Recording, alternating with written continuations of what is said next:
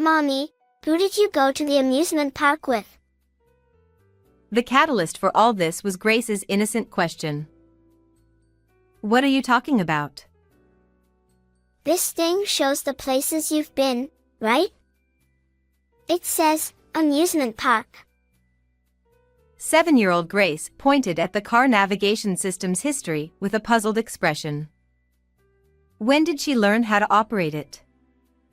While I was loading groceries into the car from the supermarket, she must have fiddled with it. Why is there a history for a place I haven't been to? Suspicious, I checked the date, and it was from last Sunday. The only person who used the car that day was my husband, Christopher. He had said he was going for a business golf outing with his boss. Did he go to the amusement park with a friend? But if that were the case, there'd be no need to hide it. Could he be having an affair? I frowned, lost in thought. Mommy, what's wrong? You look scared. Are you okay? It's fine. Sorry. I must have accidentally set something. No one went to the amusement park. Really? I brushed off Grace's question, trying not to reveal my confusion about Christopher's suspected infidelity, and took a deep breath before driving the car. My name is Valentina. I'm 38 years old. I live with my 7-year-old daughter, Grace, and my 42-year-old husband, Christopher. After getting married, I continued working, but when Grace was born, I became a full-time homemaker.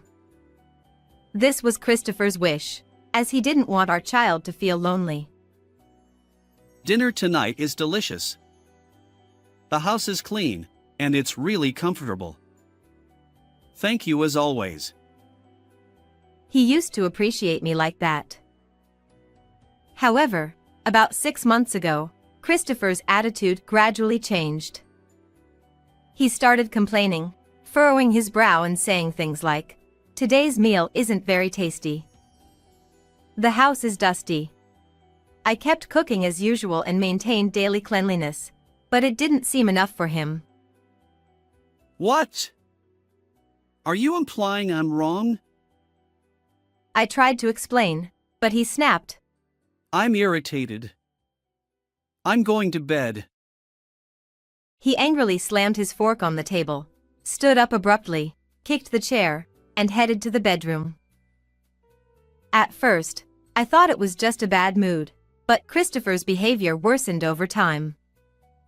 He'd say things like, "Since you're a homemaker, work harder for the house," and berate me whenever something went wrong. One day, he criticized my cooking. What's this? It looks unappetizing. I reminded him that meatloaf was his favorite, but he retorted, This is meatloaf? Even dog food is better. I'll throw this away. Shocked, I watched him discard all the food I'd prepared.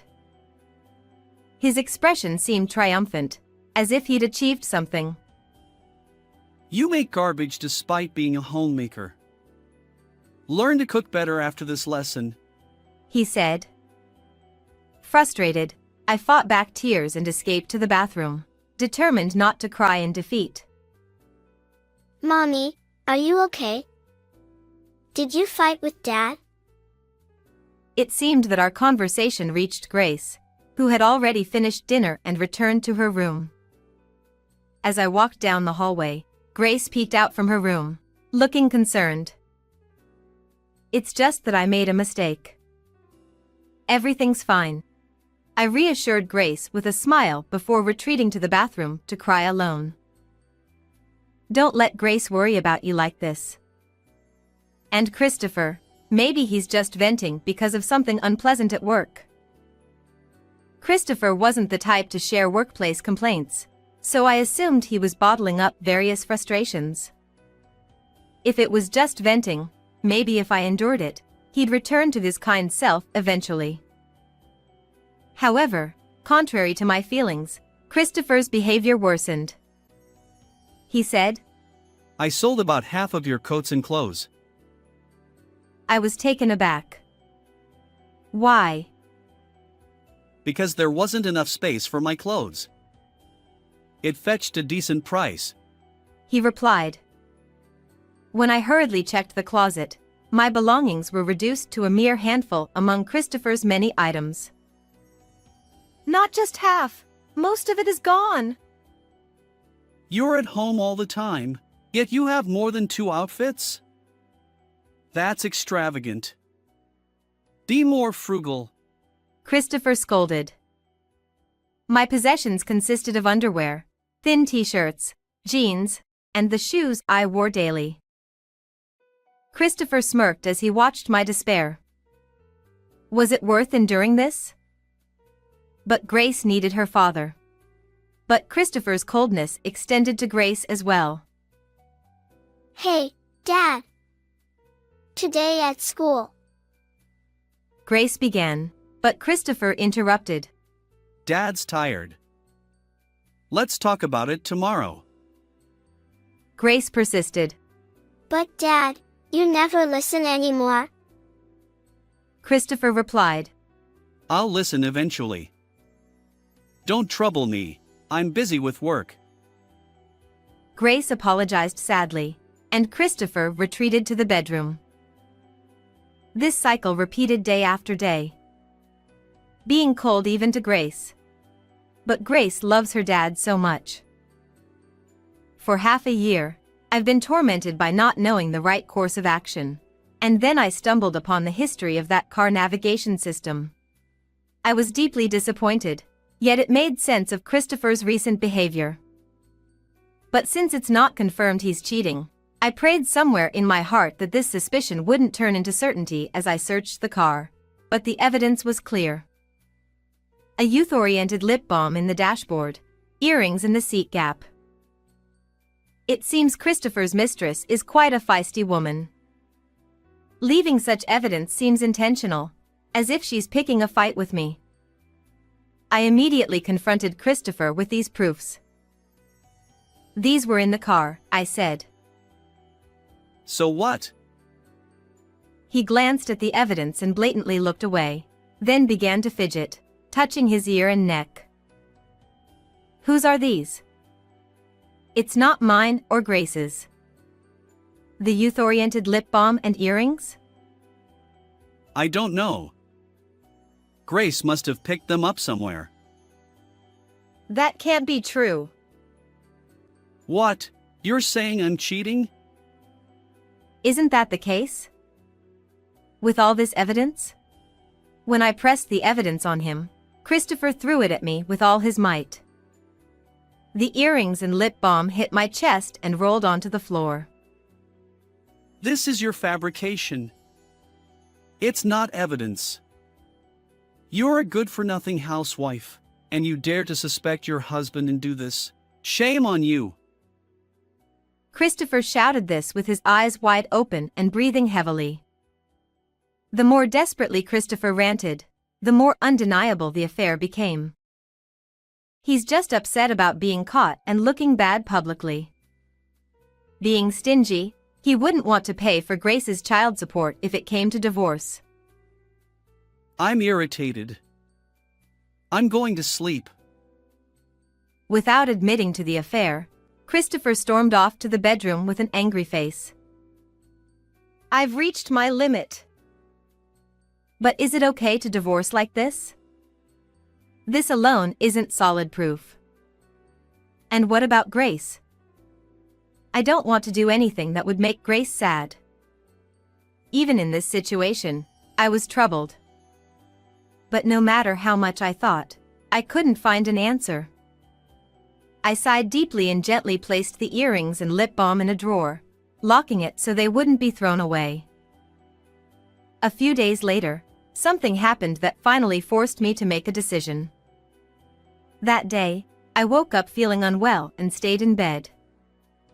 Since I confronted Christopher about the affair, he had been distant, responding with a disinterested "oh, okay" when I mentioned my illness.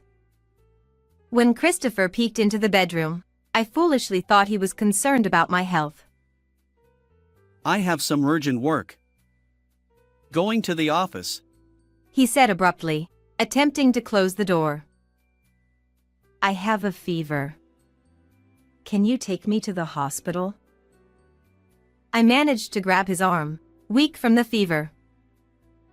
What do I care about your health? You can't even manage it properly. You're a failure as a wife. Christopher said coldly, then forcefully pushed me away. Ouch! He ignored me, shut the door, and left. This treatment was beyond cruel. Frustrated and sad, I fought back tears. Suppressing my emotions, I picked up my phone. Why would he wear cologne to the office? When I clung to Christopher, I noticed a faint scent of perfume. It clicked, the real reason behind his actions. Trusting my instincts, I called the office, timing it for when Christopher would likely be there. As expected, I got the answer I anticipated. This is Christopher's wife. May I speak to him? Huh? I'm the only one working overtime today. The male employee replied, sounding genuinely puzzled. His response didn't sound like a lie. Filled with anger, I realized Christopher was lying to meet his mistress, even though his suffering wife needed him. Who's really failing here? This despicable man is unfit to be a husband. It's clear this isn't good for Grace either. At that moment, my doubts vanished. I resolved to divorce Christopher and deliver thorough consequences. A week later, I left Grace at my parents' house and called the mistress over by email when Christopher was at home. I got her contact from Christopher's smartphone. Her name is Natalia. After exchanging a few emails, I found out she was 27 years old.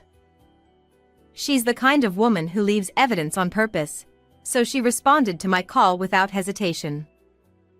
About 5 minutes past the time I had set, the intercom rang. Could you answer the intercom? Huh? You go. It's someone who has a deeper connection with you. To me? Look, this person. When he looked at the intercom screen, there was a young woman, fiddling with her long hair in annoyance. Christopher's face was a masterpiece when he saw the woman on the screen. His eyes darted around, and he gasped like a fish out of water. What? Why? How come? He rushed to the front door in a panic. Soon after, I could hear Christopher and Natalia arguing at the entrance. I peeked out from the living room to see what was happening.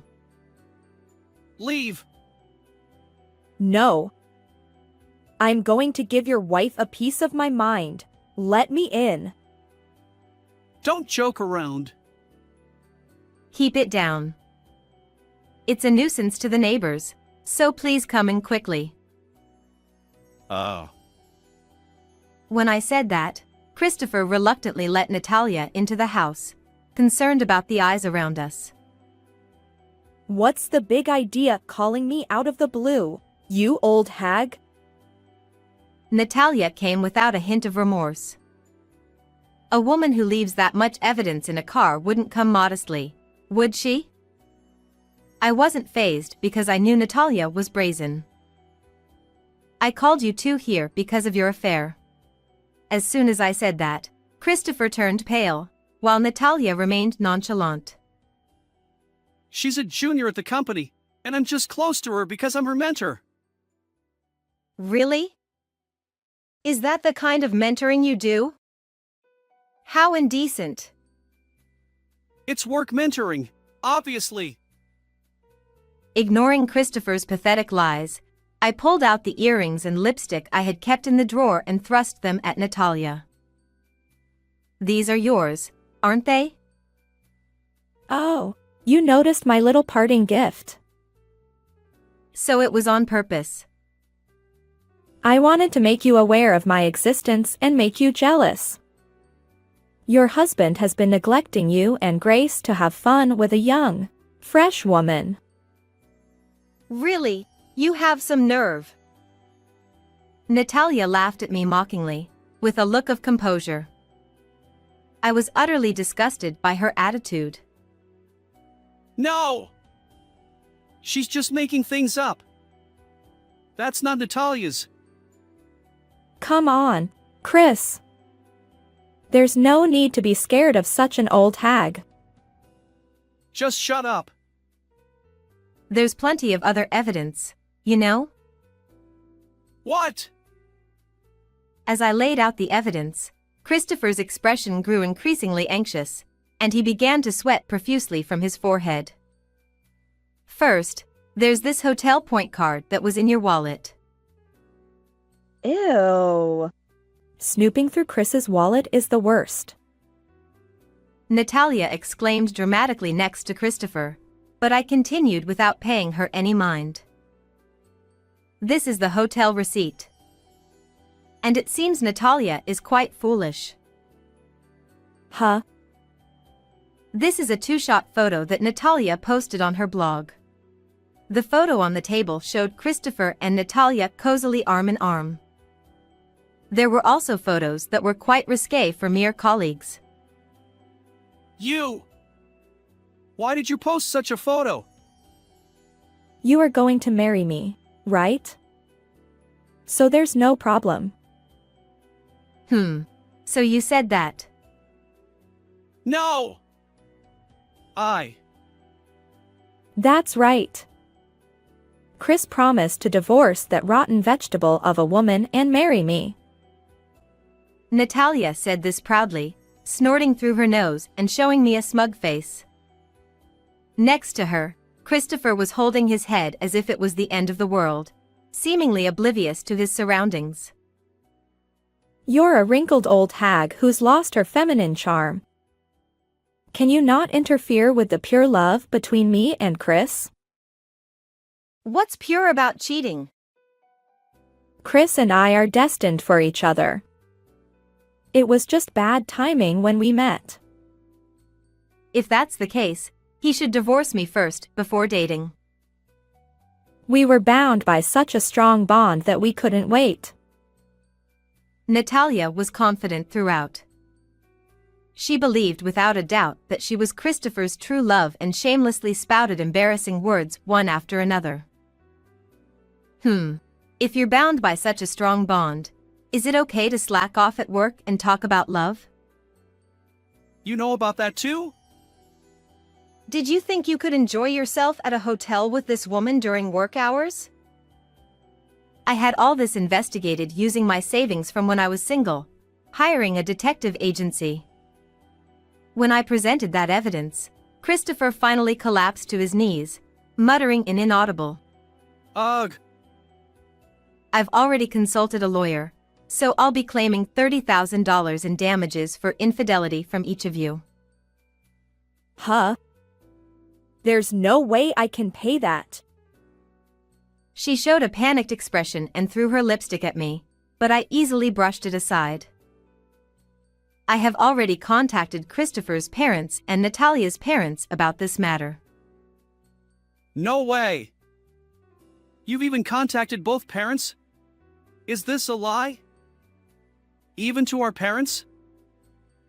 There's no way you talk to Mom and Dad.